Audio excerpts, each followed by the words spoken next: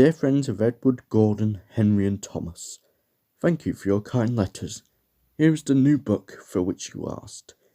James, who crashed into the story of Thomas the Tank Engine, settles down and becomes a really useful engine.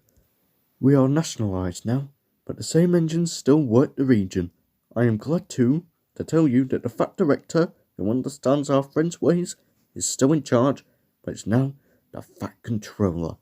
I hope you will enjoy this book too. The author. James and the Top Hat.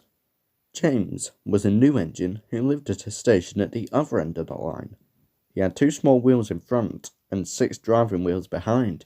They weren't as big as Gordon's, and they weren't as small as Thomas's. You're a special mixed traffic engine, the Fat Controller told him. You'll be able to pull trucks or coaches quite easily. But trucks are not easy things to manage, and on his first day they had pushed him down a hill into a field. He had been ill after his accident, but now he had new brakes and a shining coat of red paint. The red paint will cheer you up after your accident, said the Fat Controller kindly. You are pulling coaches today, and Edward shall help you. They went together to find the coaches. Be careful with the coaches, James, said Edward. They don't like being bumped. Trucks are silly and noisy. They need to be bumped and taught to behave, but coaches get cross and pay you out. They took the coaches to the platform and were both coupled on in front.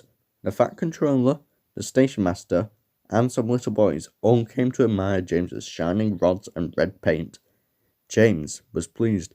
I am a really splendid engine, he thought, and suddenly let off steam. Whoosh! The Fat Controller, the station master, and the guard all jumped, and a shower of water fell on the Fat Controller's nice new top hat. James then heard the guard's whistle blow and thought they had better go, so they went.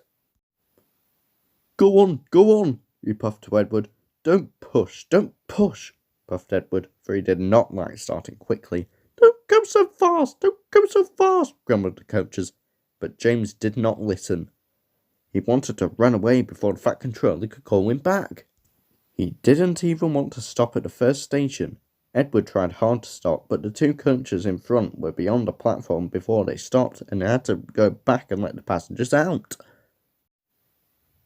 Lots of people came to look at James, and, as no one seemed to know about the Fat Controller's top hat, James felt happier.